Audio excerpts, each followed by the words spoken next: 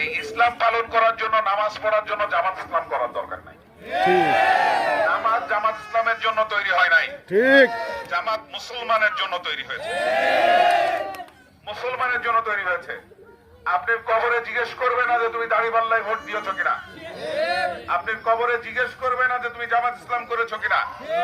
বাস্তবায়নের জন্য ইতিমধ্যে আমাদের নেতা জনাব তারেক রহমান 31 দফা আমাদের সামনে দিয়েছেন।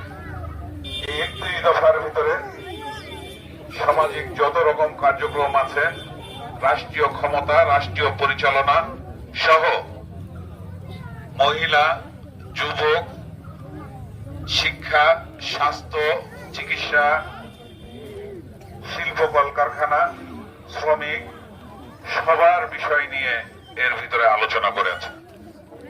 মহিলাদের প্রশিক্ষণের মাধ্যমে বিভিন্নভাবে তাদের স্বাবলম্বী হওয়ার জন্য ক্ষুদ্র ঋণের যে ব্যবস্থা করা, পাশাপাশি একটি মহিলা সবাই পরিবারে একটি করে ফ্যামিলি কার্ড দেওয়া, সেই ফ্যামিলি কার্ড থেকে আপনারা বিভিন্ন ধরনের সুবিধা পাবেন।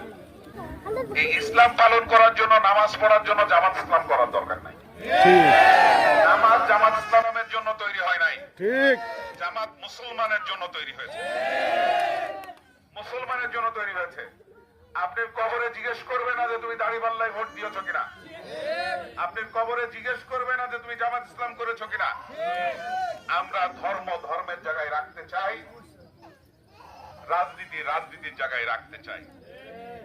এই রাষ্ট্র হলো সবার, হিন্দু, বৌদ্ধ, খ্রিস্টান, মুসলমান, আমরা সবাই মিলে এই রাষ্ট্রে আমরা বাস করি।